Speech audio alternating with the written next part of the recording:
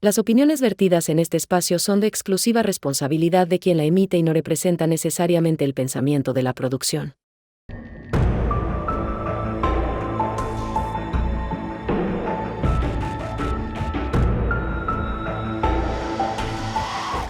Hola amigas y amigos, bienvenidos a tu programa Relatos Forenses y sobre todo a la cápsula La cara del psicópata con la ¿Ya maestra. viste? No, sí, muchas gracias. Maestra Vilma Naranjo, bienvenida a su cápsula que todo el mundo pues es aclamada, mucha gente le encanta. Y cómo no, porque tiene una maestría extraordinaria en cuestión narrativa y eso es la cereza del pastel. Maestra, bienvenida. Muchas gracias. ¿Y qué tal? ¿Qué tal tu libro? ¿Qué tal el recibimiento pues de la gente? ¿Cómo lo está aceptando? Pues lo está Platícame. aceptando bastante bien, digo, gracias a Dios está vendiéndose bastante, ya es el primer, en investigación médica es el más vendido ahorita, Mm. en Amazon, y para todas las amigas y amigos, gracias maestra, lo pueden conseguir por Amazon Estados Unidos, o bueno, donde estén ustedes viviendo, Ujú. pero aquí en México, Amazon México no lo entrega, entonces tiene que ser Amazon Estados Unidos, y si ya lo entrega, Ok. puede ser Buscalibre, que es una librería también de mucho Y prestigio y confiable. confiable. Ajá. Yo Ujú. compro muchos libros Sí, en sí, yo Buscalibre también. y en propia editorial Igneo, ahí Ujú. en esos tres lugares pueden encontrar el nuevo libro que es el de Nueve Círculos, que es un libro de homicidios, porque es una trilogía, Ujú. accidentes y suicidios, pero este es el primero que es homicidios y pues a mucha gente le está gustando muchísimo. Sí, porque además no solo es no digo sencillo de leer porque no tenga base, pero me refiero a que es un libro que además te enseña de prevención y creo que eso es lo más importante, además de pues las historias que tú además las creaste, no es un caso en específico, sino ahora sí que salió de tu Sí, imaginación, sí. sino que tiene estos puntos donde nos ayuda y donde nos da bases para identificar también posibles escenarios, y eso Sí, es bien claro. importante. Sí, Así que maestra. muchas gracias y No, muchas no, al contrario, felicidades. gracias, maestra. Maestra, el día de hoy, ¿qué nos va a deleitar usted?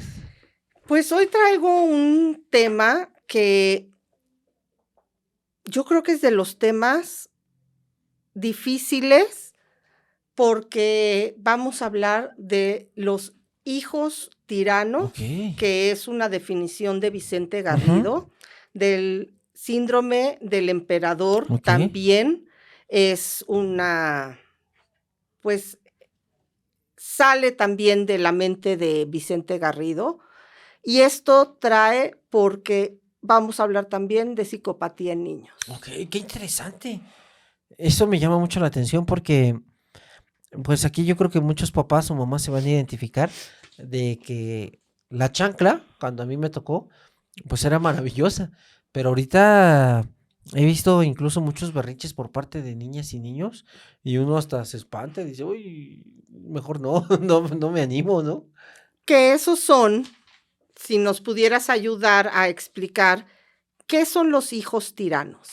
Pues mire, los hijos tiranos es justamente, si lo digo bien, si no usted me corrige, maestra, Ujú. es estos niños que generalmente tienen el poder, aparte del poder, la manipulación Ujú. y el chantaje para obtener cualquier elemento que ellos deseen y que los papás finalmente pues se doblegan y lo terminan dando sin ninguna cuestión de esfuerzo Ujú. y sobre todo de no valorar tanto el esfuerzo que puede hacer mamá, papá, abuelita, abuelito, y ellos lo quieren y entonces ahí tenemos otro problema porque estamos justamente también con un narcisista. Así es, porque no son niños que están sufriendo ni de abandono, Así es. ni de violencia, ni de cuestiones de carencias, como bien dices tú, sino son estos hijos que yo he visto videos de niños pateando a los papás, Sí. haciendo en un supermercado hace unos días, no sé si lo viste, de una niña, creo que es en Estados Unidos, no estoy segura, que está en un supermercado y está agarrando de los stands la comida, la carne, la tira al piso, la pisa. empieza a aventarle a la gente que la verdura, y la mamá no hace nada. Es que sabe qué es lo peor, que los papás no hacen nada, nada. A mí me tocó un día ir a una comisión por parte del trabajo y nos mandan en el avión. Y justamente iba una pobre adolescente, muy tímida, y el chamaquito como de 3 años, la llevaba la mamá, la iba pate y pate y pate y pate, hasta que ya alguien se armó de valor y dijo, oiga señora, ya, ¿no? O sea, también pobre joven, dice, está recibiendo todas las patadas. Y las mamás o papás muy agresivos. Pues es que es un niño. Pues sí, pero aquí la responsabilidad es de los papás porque no los educan. Y son estos niños que por eso son tiranos, Sí, porque no están viviendo en un entorno como el que conocemos, pero como nos los explicó el doctor Garrido, estos hijos tiranos son los que pueden llegar a convertirse en un psicópata integrado. así es. Aquel que no mata, pero destruye. Sí, porque aquí hay algo. Ah, maestra, yo se lo agradezco mucho. Justamente la empatía y la cuestión de lo que es la humildad y el valor que se le puede dar a ciertos objetos o ciertas situaciones. Por ejemplo, que lo menciona extremadamente usted bien, en la cuestión de que si tenemos un hijo tirano, donde yo le doy todo, sin ningún esfuerzo, al rato este sujeto, ya adulto, no va a tener empatía por el dolor, se puede estar burlando. Yo recuerdo muy bien una vez un compañero, maestra, de la facultad, íbamos caminando, saliendo del hospital, y el tipo pues era una persona con mucho poder adquisitivo, siempre llegaba con vehículos de alta gama, sus relojes muy caros, incluso su estetoscopio de oro, ¿no? ¿De veras? Sí, hay voy a decir la marca número 1 en estetoscopios, y por cuestión de que son muy buenos y también por moda, son la marca Littmann, en cuestión de estetoscopios. Y todos los que somos estudiantes de medicina, al final decimos, yo cuando ya trabaje me quiero comprar un Littmann, ¿no? Además son caros. Okay. No, son accesibles. Ah, ok. Pero son como lo top. Ajá. Sí, pero es el top de que Ok. lo mejorcito. Pero, ¿qué cree? Hay uno que sí es muy caro, y el que es caro está chapado en oro. Porque incluso me acuerdo muy bien, una vez lo vimos fíjese, de todos los maestros que yo tuve, que fueron bastantes, solamente a uno, y eso era un cardiólogo intervencionista, que ganaba bastante bien, traía su Littmann con chapa de oro y todo, y brillaba y todo. Y, ay, ¿Es en sí, serio? sí, todos decían, ay, yo quiero ser cardiólogo para hacer un Littmann de oro y todo esto. Pero bueno, a lo que voy, maestra. Qué raro, pero eso, bueno, ya mejor no Sí. digo nada. Tú sigue. Este compañero, incluso era estudiante, tenía mucho poder adquisitivo porque sus papás eran empresarios y un día íbamos saliendo, íbamos caminando rumbo a su vehículo, porque luego me daba algunos rides ahí, o aventones. Dice, vente, te doy un aventón. Pues bueno, y ahí íbamos todos los compañeros para que nos diera aventón, ¿no? Al metro. En su carrazo. En su carrazo. Entonces, y aparte queríamos subirnos al carrazo, maestro. Claro. Y me acuerdo muy bien que íbamos todos en su vehículo y estaban unos señores trabajando en la obra. Eran unas personas que se dedican a la construcción. Y estaba el sol terrible, maestra, en estos meses de calor extremo, pero terrible, durísimo. Ellos traían hasta incluso como una elemento que se les cubría toda la cara y su nariz, yo creo para el sol, y que incluso con sus playeras se habían hecho estos como que cubrían Sí, el como cuello. árabes. Ándale, como árabes, exactamente, y andaban ahí. Y entonces yo me les quedé viendo mucho y él se me quedó viendo y me dice, ¿qué ves? Le digo, pobres cuates, le digo, imagínate en el vil rayo del sol agarrando las varillas con esto calor tan terrible y se han de quemar las manos o estar ahí paleando. Le digo, está terrible ahorita como están ellos trabajando en esta situación. Tú, empático. Exactamente, y este cuate dijo, pues no, dice, pues para eso son albañiles. Entonces, pues todos los demás compañeros volteamos así como, ¿es en serio lo que dice? Sí, es esta falta de empatía, que es lo que usted menciona, y con el doctor Vicente también, la cuestión del psicópata.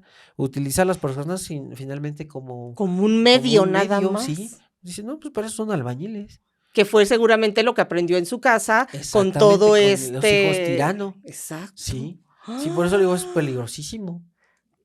Porque yo lo estaba viendo y el caso de los hermanos Menéndez, quitándole, ojo, ¿ok? Repito nuevamente para que no se vayan a cambiar mis palabras, quitando el aspecto del abuso que tuvieron los padres.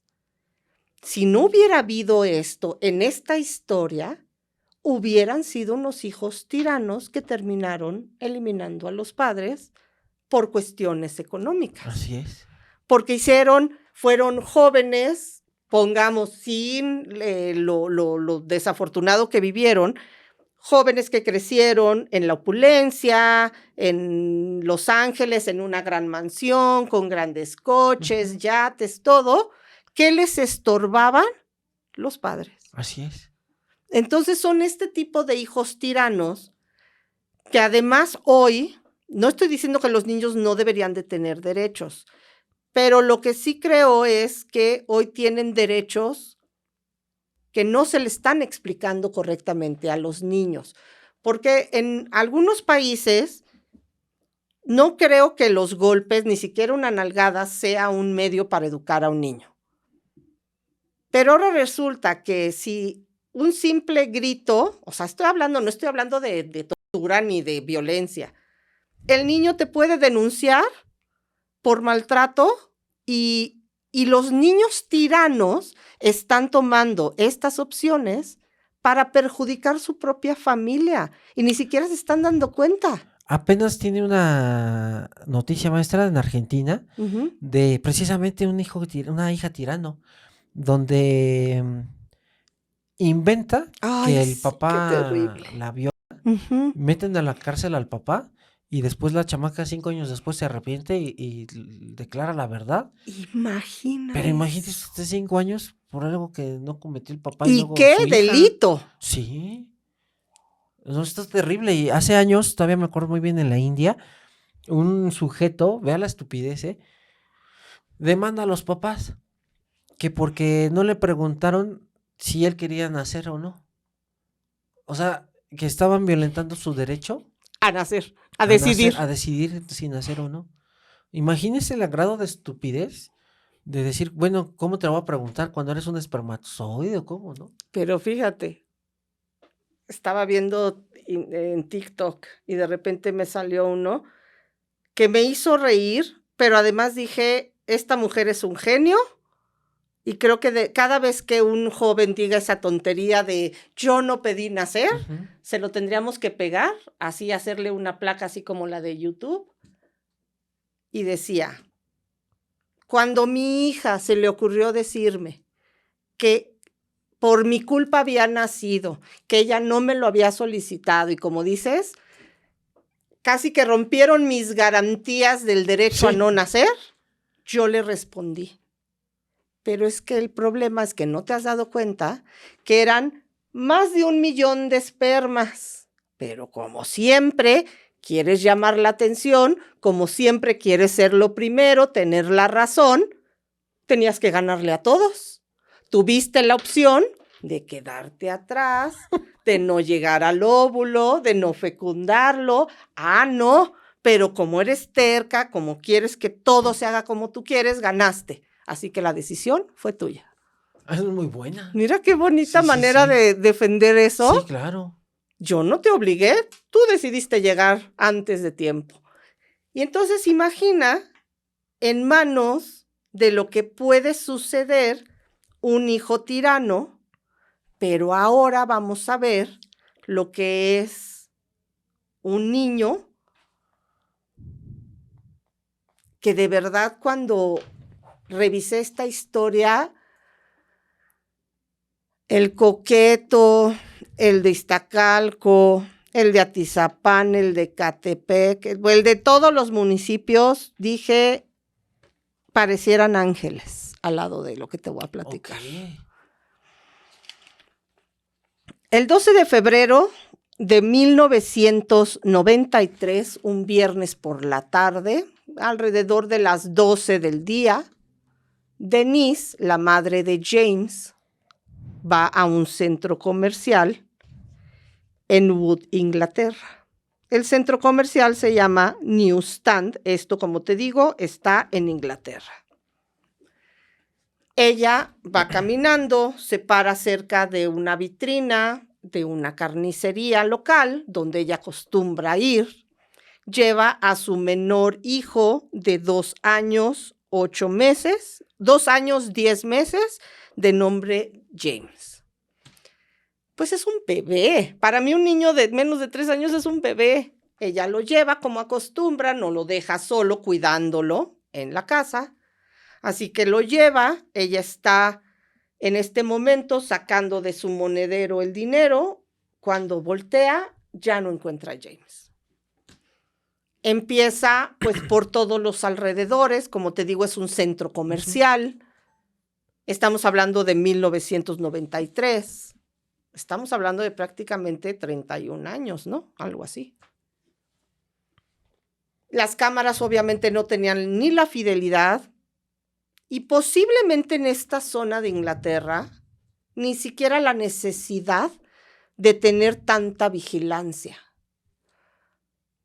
Hace 31 años en esta localidad pudieran pensar de un asalto, de algún incidente, pero posiblemente no de que sustrajeran a un menor. Ok. Sigue buscando Denise, no encuentra a nadie. Va a su casa, está el padre de James. Siguen buscando por todos lados. Y justamente días después, en un área de ferrocarril, cerca de donde estaba el centro comercial, debajo de lo que pareciera escombro, aparece el cuerpo del pequeño James. Aparece con pintura azul y aparece que con unas piedras le han deshecho prácticamente la cabeza y con un fierro, como una varilla, lo han destrozado. Ok. Pues la familia obviamente pues está pues impactada. Y aquí es un dato que no sé si te acuerdas o lo platicábamos, cuando hay complicidad entre una pareja y cuando no.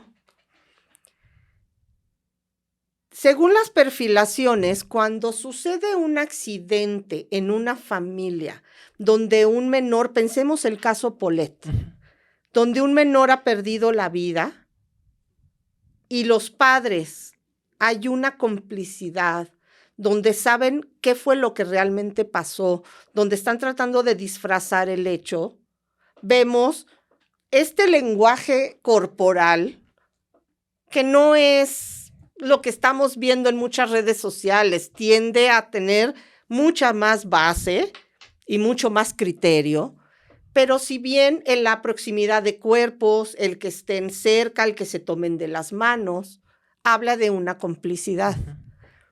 Cuando verdaderamente hay una acusación de uno hacia otro, el típico que llego y mi hijo se cayó y entonces le reclamo al papá que pues no lo cuidó y seguro estabas viendo la televisión y entonces llega el papá y tú seguro estabas viendo el celular o estabas hablando con tus amigas y por eso se te cayó. Empieza a haber una guerra como de culpas. Y esto es lo que sucede en la casa de los padres de James. Okay. Los papás empiezan a culparse. Si tú me hubieras ayudado, yo no hubiera tenido que llevar a James a la carnicería, pero si tú hubieras estado pendiente, James no se hubiera perdido. Entonces ahí te das cuenta que ninguno de los dos sabe realmente qué fue lo que pasó.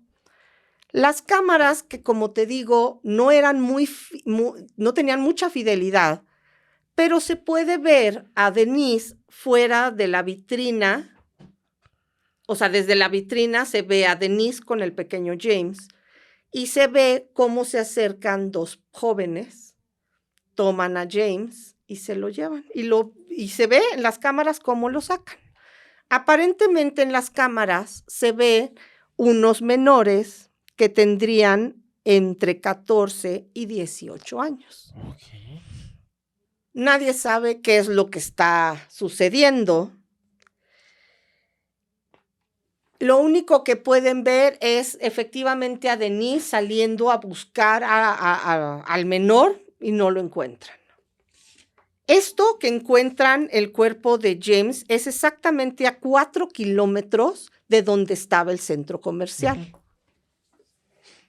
Además encuentran que tiene en la boca, le han metido unas pilas literal de las AA, pilas. Tiene en el ojo izquierdo pintado toda esta zona de pintura azul, más todo lo que lo han lesionado. Justo el 16 de febrero llama una familia que dicen ser padres de Jonathan Grimm. Este es un niño de 12 años. Y los padres dicen que están prácticamente seguros que reconocen a su hijo en el video. Toman a Jonathan, lo llevan a la comisaría, lo empiezan a interrogar. Y es tal lo que están violentando a este niño en la interrogación que durante 23 horas seguidas solo está entrando diferentes policías. Tienen a este niño de 12 años, donde él está diciendo que él no tiene nada que ver, donde sus padres son los que lo han acusado. Dice este niño ahora en nuevas entrevistas que era tal el miedo que tenía y tal la violencia que estaban ejerciendo mentalmente que él estaba ya prácticamente dispuesto a aceptar que él había matado a James. Okay. Se dan cuenta que este niño no tiene nada que ver y entonces lo dejan libre. Pero como la policía ya había dado el nombre de Jonathan, las personas, sin antes saber, iban a la casa, rompieron vidrios, les hicieron pintas. La familia tuvo que salir del pueblo, de esta localidad, y prácticamente mudarse de un día para otro porque la gente los hacía culpables. La gente quería saber qué había pasado con claro. Niño James. ¿Qué puedes pensar tú como niño de 12 años que tus propios padres piensen que eres capaz de esto? Pues fíjese que yo tendría un gran dolor porque como mis propios padres pues pueden pensar eso, ¿no? ¿Qué ven en ti? Sí, claro. Luego siendo mis papás, o sea, ahí como que rompería una cuestión de amor hacia ellos también. ¿Cómo es que mi papá sin saber la historia o sin saber, me está culpando de esta situación? Y luego sobre todo porque es un homicidio. Y solo habían pasado 2 días. Y ya ellos ya estaban seguros de que este niño había sido el culpable. Resulta que empiezan las investigaciones, siguen corriendo y se identifican tal cual a Robert Thompson, nacido el 18 de febrero del 93. Okay. A John Venable, nacido el 20 del 83, del 83 ambos. O sea, que tenían 10 años. Okay. 10 años. Estos niños los llevan a la policía porque empiezan las investigaciones, van hacia donde estaban las vías del tren, empiezan a hablar con personas y más de 30 testigos afirman haber visto tanto a Robert como a John con el pequeño James cerca de la carretera. Y cuando les preguntaban, ¿quién es el niño? Eran 2 niños de 10 años, también eran unos bebés, pero lo veían con este niño de 2 años y decían, es mi hermanito. Y la gente se iba. Otro testigo les pregunta y dicen, es que no los encontramos y está perdido. Ok, bueno, pues suerte. En lugar de agarrar a los 3 niños y llevarlos a la comisaría, no, lo dejan ahí. Entonces las personas además estaban muy enojadas porque decían, esto se pudo haber evitado. Porque si bien James era un bebé, los otros 2 también eran unos pequeñitos, tenían 10 años. Pero empiezan a salir las investigaciones y se dan cuenta que tanto Robert como John eran niños que venían de casas donde los violentaban, donde habría padres alcohólicos, madres sumisas, donde hacían pequeños robos, donde violentaban a los niños de las escuelas, donde se escapaban para hacer pequeños hurtos. Entonces tenemos aquí a un niño que sí está cometiendo delitos en una familia desestructurada y no a estos hijos tiranos que tienen todo Ajá. y que no están siendo violentados. Ok.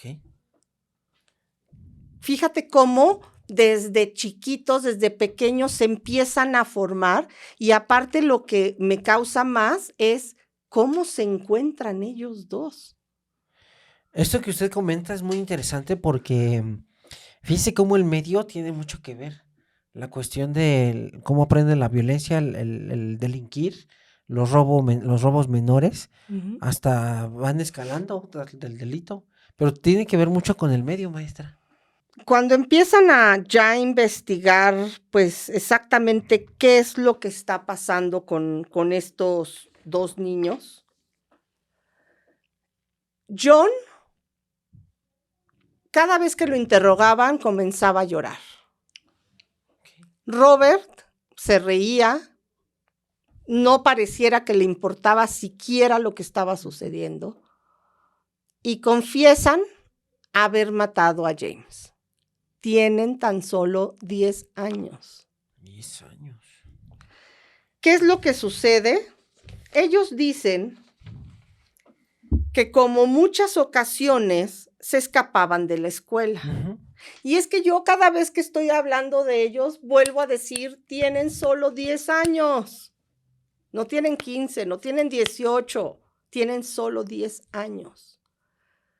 Esa mañana, ese viernes, deciden escaparse de la escuela y se van a este centro comercial. Lo primero que hacen es robar un par de pilas y un bote de pintura azul. ¿Por qué se sabe que ellos estuvieron en el lugar? Porque precisamente en uno de los zapatos de Robert, encuentran que está pintado de azul, la misma pintura que tenía James en el ojo. Ok. Ya no saben qué hacer, dicen ya no sé si robar otra cosa, y entonces tienen la maravillosa y grandiosa idea de decir, pues qué tal si secuestramos un niño y no los llevamos y vamos a hacer sufrir a su familia. Ven a un niño que está caminando, lo tratan de llamar, pero la mamá se da cuenta y rápido lo jala. Y ahí es cuando ven a James. Ok. ¿Tú qué pensarías de...? Es que ni siquiera puedo entender cómo dos niños tengan esta idea. Ya del robo digo, pues es una travesura, se robaron unos chicles, se robaron un chocolate. Pero saber que tu próxima acción es llevarte un niño y hacerle daño. Fíjese que usted está abriendo una caja de recuerdos que tengo, maestra, y es justamente cuando yo estaba en la universidad, ya me acordé, salen las noticias que un adolescente, o si podríamos llamarle así, de 11 años, había Eso es un asesinado, niño. sí, asesinó a su mamá. Wow. Y si usted hubiera visto las imágenes tan grotescas, le había quitado la piel de la cara, los músculos. El niño a la a la mamá. mamá le quitó toda la piel.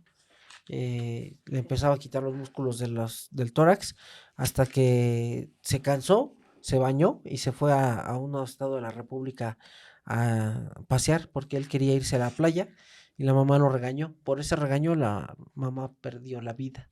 Y la cara y La cara y todo. No puedo creer. 11 años. Lo vemos con los niños del narco, maestra, por Los ejemplo, sicarios. los niños sicarios de 9 años, de donde no tienen empatía y les gusta matar. Y entonces ahí es cuando nos preguntamos, ¿se hacen? ¿Nacen? ¿Cómo se identifican además? Porque yo pensaría que un hombre que tiene una psicopatía, pues ya ha vivido, ya reconoce o tiene ciertos lugares donde encontrar a un semejante. Así es. Como lo vimos con el caso de Pelicot, ¿no? El esposo supo dónde buscar iguales. Pero ¿dónde encuentra un niño un asesino igual que él? Sí, claro. O con la misma psicopatía Sí. que él. qué había en la casa verdaderamente de estos dos niños, más allá del alcoholismo, más allá de la violencia que pudiera haber entre la pareja, para que ellos decidieran lastimar de esta forma a este niño. ¿Y se sabe cómo lo lastimaron, maestra? Tomaron piedras, Oh. le destrozaron la cabeza, con una barra de metal también lo golpearon y para terminar de ahogarlo le metieron las pilas en la boca. Oh. Esas que habían robado en el centro Sí, comercial. sí. No, sí fue terrible. Como ya había pasado con el pequeño Jonathan, que habían inculpado los padres, la policía decide no dar los nombres ni de Robert ni de John para cubrir su identidad y la gente no empiece a atacarlos. Okay. Pero se dan cuenta que más de 38 personas los vieron, los identificaron en la calle, estos que nadie ayudó. Uh-huh. Dicen ellos, ya en el momento de la confesión, que en el momento que toman a James, primero su intención era llevarlo al filo de la carretera donde muchas personas los vieron. Y era empujarlo a la vía para que pasara un auto y lo atropellara. Okay. Pero James, cuando lo avientan, tiene como equilibrio y simplemente se pega y le sale un chichón y empieza a llorar muy fuerte. Y ahí es cuando llama la atención. Cuando se dan cuenta que no van a poder terminar con James en esta vía, Uh-huh. lo llevan a una especie de arroyo que había, lo tratan de ahogar y se dan cuenta que James está peleando y no lo logran. Y por eso es que lo llevan cerca de las vías del tren. Primero lo lastiman, lo torturan y luego lo depositan ya sin vida para que el tren pasara y deshiciera la evidencia. Lo que te estoy diciendo pareciera de un hombre de 40 años Uh-huh. que sufrió violaciones cuando era niño, cuando alguien lo lastimó, que estuvo en la cárcel, pero estoy hablando de dos niños de 10 años. ¿Qué es lo que hace la policía? Dice, pues es que son dos niños, pues de 10 años, ¿no? Pues ellos no pueden ir a la cárcel. No les podemos dar una sentencia.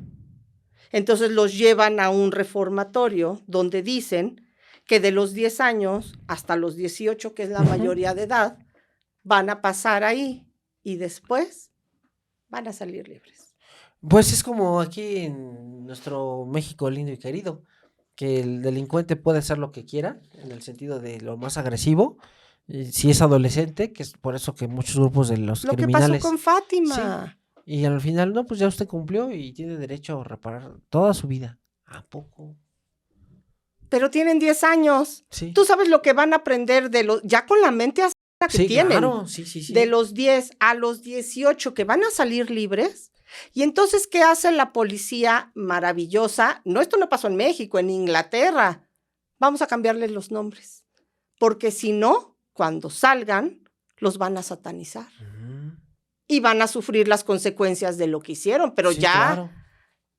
se han gastado alrededor de $2 millones entre los dos en el cuidado y en terapia, supuestamente salud mental, para reformar a estos dos niños, cosa que la gente está enojadísima No, pues sí, maestra. porque Denise ha perdido a su menor, no por su culpa, no porque lo dejara abandonado. Ella llevaba a su menor con ella, estaba pagando cuando estos dos delincuentes asesinos se llevaron a su bebé, pero también eran, vuelvo, unos niños. Les cambian los nombres y con esto piensan, pues, que ya no va a pasar nada. Ajá. En el 2001 fueron liberados. Supuestamente la identidad de ambos solo sería dada a conocer si cometían algún delito. Ok. Robert, que era el menor, que no lloraba, Ujú.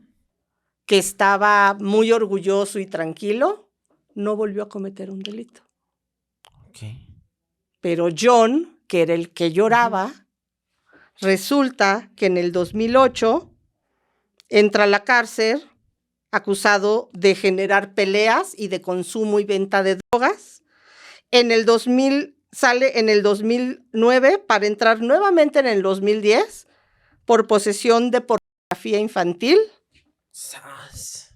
Sale en el 2013 y luego vuelve a ingresar en el 2017 por el mismo tema de pornografía y ahora lo agarran con más de 1,000 imágenes en su posesión.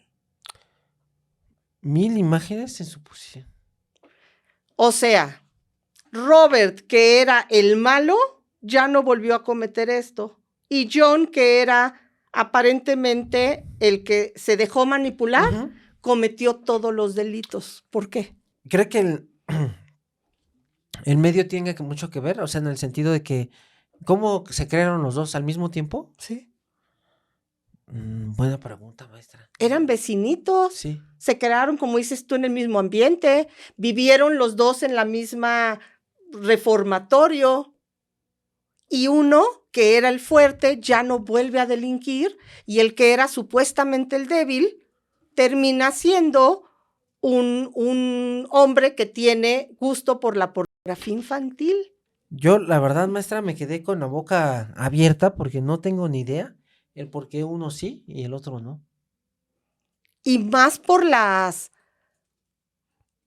pues por cómo era el carácter de cada uno. Yo pensaría que el que no lloró, el que se mantuvo fuerte en el juicio, el que no le importó, sería el más dañado. Sí, claro. Pero resulta que fue todo lo contrario. Entonces estaríamos pensando que uno sí estaba retando, pero el que estaba llorando estaba simplemente manipulando.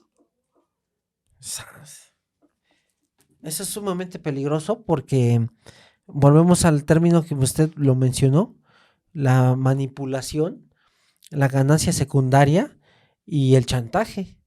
Precisamente en edades tempranas, niños tiranos. Entonces, maestra. Niños tiranos, exactamente. Pero estos psicópatas, estos niños, sí matan. Sí, claro. No terminan siendo un psicópata integrado o un hijo tirano que termina siendo un psicópata integrado. Estos sí violentan, sí matan. Años después,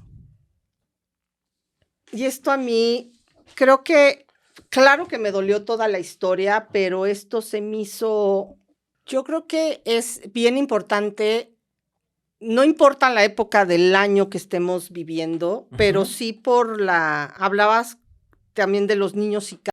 Sí, claro. De cómo el entorno y cómo la violencia no solo se genera ni física ni mentalmente, pero también, me refiero en persona, pero también por las redes sociales, donde pareciera que podemos aventar nuestras propias frustraciones a alguien que no conocemos, que simplemente hemos visto una cara o hemos visto una aparente vida y somos los jueces más crueles, donde no pensamos que la gente tiene una vida, puede tener problemas, donde ese comentario o ese mensaje llegue en el peor momento de tu vida y sea la última gota que necesitas para tomar una mala decisión. Así es. Y lo digo porque Scott Brody era un hombre que vivía en Inglaterra. ¿Te acuerdas que estos dos menores les cambiaron los nombres? La gente empezó a afirmar que este Scott era John. El niño que sí terminó delinquiendo, el que estuvo en prisión. Empezaron a acosarlo, empezaron a enviarle amenazas, empezaron a agredir a su hijo, los violentaban en las calles, decían que eran al niño le decían, ¿qué se siente ser el hijo del asesino de James? Y él, por más que decía, yo no soy ese John, yo soy Scott y les puedo enseñar dónde nací, No, no es cierto. ¿Qué es lo primero que diría? Pues que no es él. Y terminaron violentándolo. Y terminaron haciendo que ya no pudiera ni siquiera salir de su casa. Así que una mañana, Scott, padre de un menor, le llama a su madre y le dice, ya no puedo más. La gente me acosa, me agrede, me violenta, se la pasan amenazándome. Un día van a hacerle algo a mi hijo. Yo ya no puedo más. Tú sabes que yo no soy John. Tú sabes que yo nunca he hecho nada malo, pero la gente no me va a dejar en paz. Así que la madre le dice, tranquilo, esto va a acabar, la gente se va a terminar dando cuenta, ya hemos dicho, ya hemos enseñado tus papeles. No, esto no va a cambiar, él está muy deprimido, así que ya no responde el teléfono, va la madre a su casa y lo encuentra colgado. ¡Sas! Y no era John. Fíjese que luego puede haber tanto acoso que termina la persona buscando una salida y en ese momento la salida era quitarse la vida. Pero ahí es donde va y es donde yo me pregunto, ¿estamos queriendo acabar con los monstruos siendo monstruos? ¿Queremos atrapar a los que ofenden, a los que denigran, a los que maltratan, maltratando a otros? O sea, ¿de verdad ese es el camino? Yo les puedo decir que afortunadamente creo que las redes me han tratado bien. Si bien recibes uno que otro comentario fuera de tono, pero nada que me quite el sueño. Pero sí te puedo decir que he recibido uno que otro comentario donde tuve un día triste, donde tuve algún problema, y leer ese comentario no solo terminó de hacer horrible mi día, sino me hizo cuestionar dónde estaba o lo que estaba haciendo o las acciones que estás haciendo. Y entiendo que uno debería de tener una salud mental supuestamente madura, ¿no? A mi edad, pues ya haber pasado por ciertas situaciones.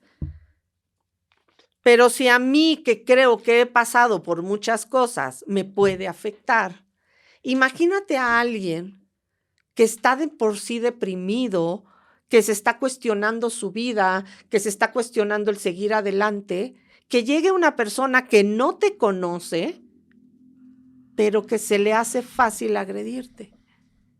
Entonces, yo creo que sí tenemos que cambiar y prometernos un año diferente, porque creo que esto se está saliendo de control y la prueba fue Scott Brody.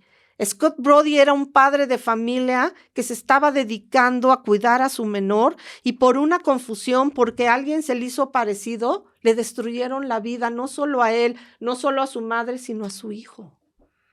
Esto que usted comenta, fíjese que socialmente cada vez, yo lo he visto, maestra, que vamos peor, porque de repente vemos ya un odio desmedido en las redes sociales. De repente, por cuestiones de ganar seguidores, vistas, pues empiezan violencias de género, violencias hacia personas, y eso no es adecuado, no es ético. ¿Y por qué, maestra? Le comento esto porque sale a colación por lo que usted comenta. Hemos visto últimamente cómo entre canales se agreden. Y usted dice, oye, pero por ganar unos vistas. Pero nadie se conoce Exactamente, finalmente. nadie se conoce. La otra cuestión, que vienen, el mensaje es este: no importa lo que valga la persona, sino el chiste es ganar seguidores, ganar vistas, ganar dinero. No importa si le destrozo la vida a los demás. ¿Por qué le comento esto? Porque vienen las generaciones atrás. Uh-huh. Y estos niños digitales, que así algunos autores les mencionan, Uh-huh. ¿qué es lo que están aprendiendo? Pues hacer finalmente este ciberacoso, donde ya nada más ponen una foto y empiezan a acosar por todos los medios pues a las víctimas. Y esto es aprendido por los creadores de contenido que vemos que de repente están mal informando o no se informan bien, hacen comentarios y con tal de ganar no son éticamente no se dirigen completamente éticos, y ese es el mensaje a las futuras generaciones. No importa que tú despedaces a una familia, no importa que tú hables mal, el chiste es ganar dinero y ganar seguidores.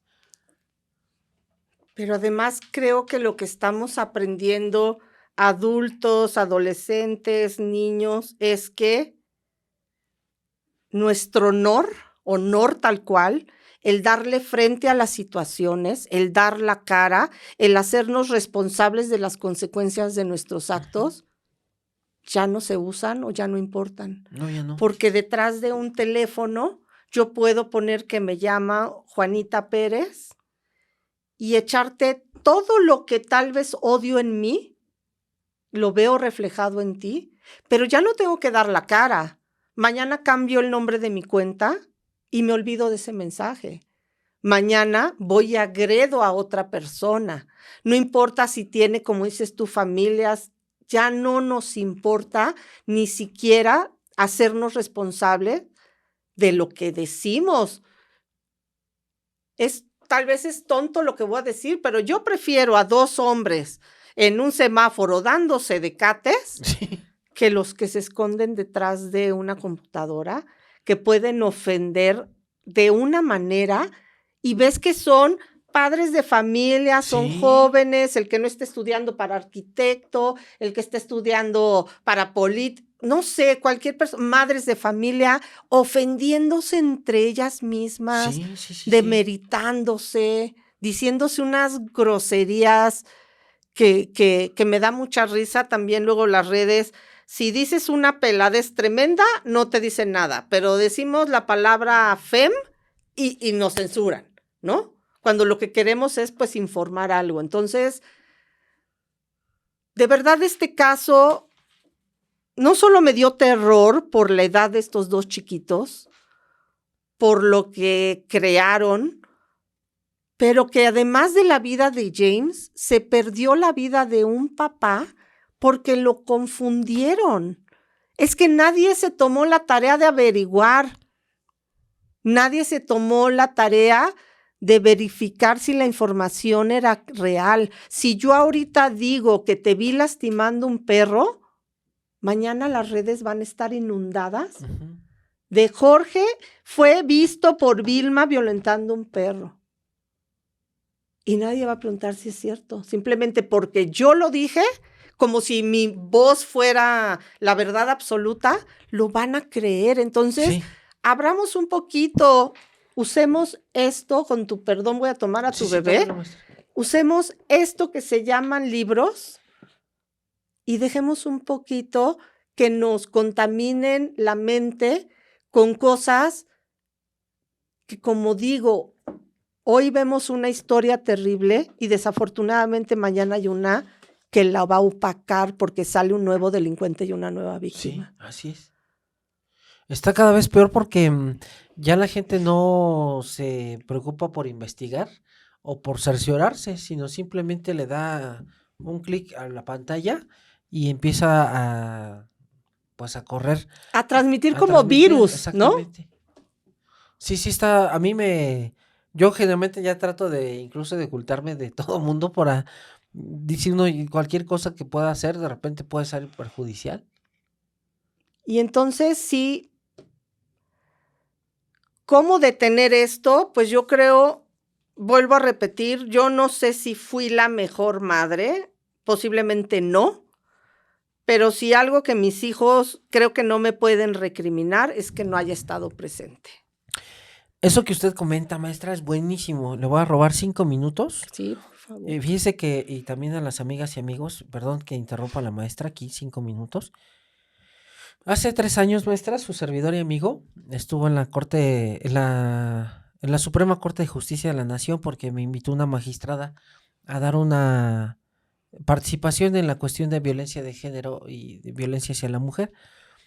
Y yo en una junta con esta ministra, que fue una ministra que muy sonada hace unos años, yo le mencionaba un factor muy común en la cuestión del ausentismo en casa.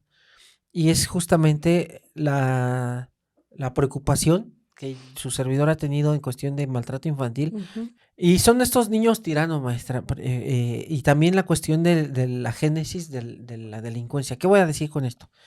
El hecho de que papá, mamá estén lejos de casa, aquí hay algo que se llama el síndrome de la abuela esclava. ¿Qué es esto? Mm. Eh, yo lo traté lo vi mucho, perdónenme, perdonen amigas que diga esto, no es con afán de molestar.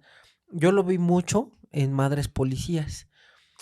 ¿Por Ok. qué? Y se lo planteé a la ministra y yo le decía a la ministra, no voy a decir el Sí, nombre de la claro, ministra para no nombres, ¿para meterme en qué? problemas, Ujú.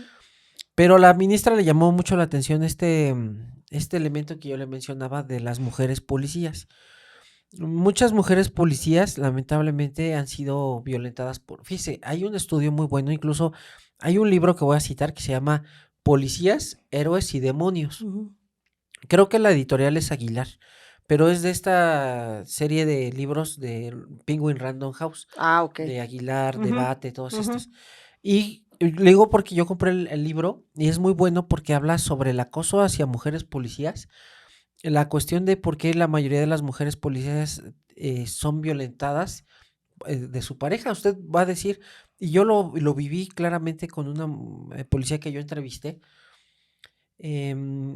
Historia terrible de esta mujer, rápido le lo platico para llegar a este punto. Una joven que había sido estudiante de aprender de De estilismo, estilista, de ajá. estilista, sale de su lugar de trabajo y la violan. Pero años atrás, tristemente, la viola el abuelo, fíjese. Ay, no, De bueno. niña, la viola el abuelo. Va y avisa a la mamá, oye, mi abuelo me vio. La mamá le dice al papá, el papá se enoja, va y confronta al abuelo, se agarran a golpes. La familia del abuelo, pues finalmente destierra a la familia de la niña en aquel entonces, que porque decían que era invento, que ella lo había provocado, como siempre. Bueno, se repone esto, nunca hubo un proceso, no fueron a denunciar. Y ya después que crece y es joven, esta joven que había sido abusada por el abuelo de niña, va saliendo de la estética de trabajar con su uniforme y en la noche, justamente ya para ir a su trabajo, a su casa, la violan No, bueno. en la vía pública. Con esta historia tan terrible, maestra, decide ser policía, que a veces muchos de los que hemos sido víctimas buscamos esta forma de, como esta parte de protección de Ujú, las ujú, instituciones. ujú. Claro. Decide ser policía y casualmente, y aquí con yo libro de violencia feminicida, entrevisté a muchas mujeres policías. ¿Por qué, maestra? Porque la mayoría de las mujeres policías, no digo todas, pero han tenido historias de abuso por parte de sus parejas sentimentales. Curiosamente, fíjese, Qué curioso, sí. las mujeres policías han tenido personas que han sido muy Violentas. violentas Ajá. como compañeros sentimentales o son mamás solteras. Como no hay otro recurso, se meten a trabajar a la policía. Porque la policía, pues finalmente les da buenas prestaciones y todo esto, Seguro o algo, exactamente. claro, para sus propios hijos. Pero Ajá. aquí viene una cuestión terrible, que es la situación de la abuela esclava. ¿Qué pasa aquí, maestra? La policía se va a trabajar turnos de 24 horas y yo le planteaba esto a la ministra.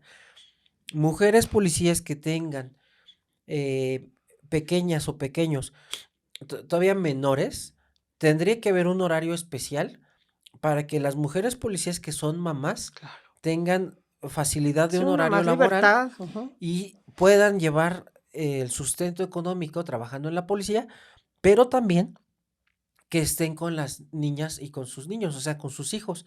Ujú. ¿Por qué, maestra? Porque la mamá es indispensable, es uno de los pilares más fundamentales. Yo sé que alguien va a brincar y va a decir, no, es que mi mamá, bueno, sí, ok, Ujú. perdón, no fue el caso de esa mamá, fue mala, ¿no? Exacto. Ajá. Pero la mayoría de todos los mexicanos hemos tenido un buen pilar, que es el fundamental, que es la mamá. Ujú. Entonces yo le proponía esto a la ministra de la Suprema Corte, haga horarios especiales para que todas las mamás policías que tengan hijos pequeños o adolescentes, tengan un horario para que estén más tiempo en En casa su caso. cuidando a sus pequeñas y pequeños, Claro. porque el pilar fundamental es la mamá. Ahora, ¿qué pasa con esto, maestra? Que son turnos en las mujeres policías 24 por 24, ¿de acuerdo? Es decir, se van un día completo y al día siguiente regresan a sus casas. Muertas. Sí, descansan y al día siguiente otra vez. Son horarios terribles. Aparte de vivir el acoso Y en laboral situación, sí, exacto, porque el mando, el jefe, que ya se exacto, ve bien la policía, ya andan claro. sobre de ella, ¿no? Pero bueno, ¿qué pasa, maestra? Ahora sí, regresando al punto.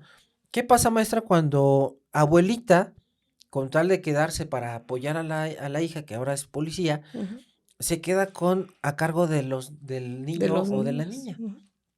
Estamos hablando de una mujer que ya sacó adelante a toda su familia, que ya está cansada, Ujú. 70, 80 años, que se queda a cargo de pequeñitas, pequeñitos, que tienen una energía tremenda porque son niños.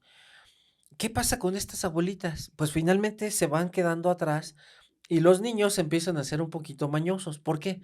Están en la computadora y si se acerca abuelita, Tum, inmediatamente lo lo van a borran, cambiar claro. y van a decir, la abuelita, ¿qué haces, mijito? Es mi Tarea. tarea. Ujú. Exactamente. Cuando no sabemos si el niño ya está vinculándose con algún grupo delictivo, en las niñas que pueden ser víctimas de trata. Y esto es el síndrome de la abuela esclava. Están forzando a la abuela. Aquí la abuela va a decir, no, pero es que yo sí quiero. Sí, abuelita, pero tú ya no tendrías que estar trabajando Claro. porque ya formaste a tus hijos. Estos son tus nietos y ya no te correspondería a ti Ujú, sacarlos adelante porque ujú. para eso está la mamá o papá. Claro. Ahora, la abuelita muy tierna mexicana o de otros países va a decir, órale, yo me aviento, no importa, con tal de apoyar a mi familia. Sí, tú ve y Sí, tú ve prepárate y y sigue trabaja y vamos a trabajando. estar bien. Ajá. Pero aquí viene un problema terrible porque el nieto le puede decir, ¿sabes qué, abuelita? Voy a ir a comprar una monografía. Ujú, O voy a ir a jugar básquetbol. La abuelita va a decir, sí, mijito, ándale, pues, vete. Tal vez la abuelita se queda dormida, se queda viendo una telenovela, lo que usted guste. ujú. Y este chamaquito puede salir a vincularse con algún grupo delictivo. ¿Por qué, maestra? Porque no hay un supervisor, como nos Que esté tocó, que tuvimos la pendiente, fortuna claro, nosotros, de claro. que mamá llegaba y nos daba el chanclazo, el cinturonazo, de repente pasaba el papá y a ver qué andas haciendo aquí en la calle, ¿no? Entonces, estos niñas y niños, si no tienen la supervisión de un adulto, pues al rato conocemos historias terribles Ujú. de que son hijos delincuentes y que son hijos de policías o de algún grupo de la corporación, del Y cada ejército, vez todo de esto. menos edad. Exactamente, y de menos edad. ¿Por qué? Porque no hay una supervisión de un adulto por estos trabajos de horarios 24 por 24 Claro. y que la abuelita está a cargo, pero la abuelita ya está muy cansada. Y aparte, ¿cómo le puede uno exigir a la abuelita? Porque también hay personas, hay hijos que le dicen, es que tú no me lo cuidas, mamá. Oye, es que no es la obligación de la abuelita cuidarlo, te está haciendo un favor. Ujú. O la otra situación tan terrible es cuando la misma mamá le dice al hermano, al hijo mayor, Ah, tú te quedas a claro, cargo. Oye, pero claro. ¿por qué? Pues si no son mis Cuida a hijos, tus ¿no? hermanos o Exactamente. ayúdame a mantener a tus hermanos. Pues Sí, son tus hijos, no los y míos. ahí le corta a usted el derecho de la infancia a los Claro, otros pequeñitos. claro. Perdón, maestra, es que era importante No, no, comentarlo. es que justo es eso que o nos fijamos más en nuestros hijos o luego vamos a sufrir las Sí, consecuencias de nietos posiblemente no deseados, así es. de hijos que no tienen ni la fuerza, ni la paciencia, ni la convicción de ser padres, o vamos a ver todos estos niños crecer con adicciones, los vamos a ver crecer con un gran coraje, y por eso vemos tantos Sí, jóvenes hoy que no quieren casarse, no quieren tener hijos, porque en lugar de verlo como un logro en su vida, lo ven como un castigo o lo ven como el compromiso que no les va a traer nada, y finalmente vamos a ver una población de pura gente vieja y de puros jóvenes que ya ni siquiera les interesa. Y a veces pienso, pues con estas historias que estamos viendo todos los días, a mí tampoco me darían ganas de tener un hijo. no, no, maestra, es terrible. Y fíjese que ahorita que usted comenta esto de las adicciones, a mí me ha tocado observar en personas ya sin vida que vienen con el clásico cutting Claro. y luego uno les hace el examen químico toxicológico y avientan cocaína, marihuana, metanfetaminas y uno a veces platica con la familia y la misma familia de repente se enoja. Es que ¿por qué salió positivo a esta sustancia si era muy sano? Bueno, Ujú. usted creía que era sano, Claro, no lo pero vio. nunca lo vio. ¿Por qué? Porque usted decía, voy a tal lado, así, mijito, está bien, vete con cuidado, Ujú. vete con la bendición, pero nunca lo vio, nunca lo estuvo cuidando, nunca se dio cuenta, le ocultaba las Las lesiones que se cortadas, hacía, o claro. sea, o le decías que me caí, o le inventaba una historia O ficticia. ni las veían, ¿no? Exactamente. Pues esta es la historia, ¿cómo ves, Jorge? Maestra, pues yo le agradezco mucho porque fue fenomenal sobre los niños tirano, basado obviamente en el estudio que usted nos deleita cada semana en este hermoso libro de Vicente Garrido, Hijos Tirano, y Ujú. sobre todo pues es la cereza usted del pastel de relatos forenses porque su magnífica narrativa pues hace que cada vez sea más la comunidad y yo le agradezco infinitamente, maestra. Muchas gracias a ti igual. ¿Quiere invitar a las demás amigas y amigos a Relatos del Misterio? En otro capítulo me diste la sorpresa de la placa de los 100,000, que espero que cada vez seamos más en la nueva comunidad de Relatos del Misterio. Así que pues muchas gracias a todos por su apoyo, no solo en Relatos Forenses, sino también en Relatos del Misterio, Pepe y Chema, Anónimo, de verdad en todo este equipo tan maravilloso que se está formando. Felicidades por tus No, bebés, gracias, maestra. por Gracias. más éxitos y pues agradecerle a todas las personas que nos están apoyando. Y bueno, pues yo los espero el próximo, acuérdense, cada miércoles en Relatos del Misterio. Muchas gracias, maestra. Gracias a Y ti. sobre todo, si me lo permite rápido, agradecerle a usted que cansada con tráfico y viene, agradecerle a Mark que está acá atrás, también tras bambalinas, Ujú. todo el equipo, pues sin ellos, Almita, todos los que están aquí, no sería el Nada. programa, a pesar del esfuerzo, de cansancio, pero aquí estamos. Aquí estamos. Y bueno, es un deleite estar con todas y todos ustedes. Y pues nos vemos la próxima. Tú que estás ahí con mamá, papá, recuerda un besito de mi parte, porque hoy estamos, mañana quién sabe. Nos vemos. Muchas gracias.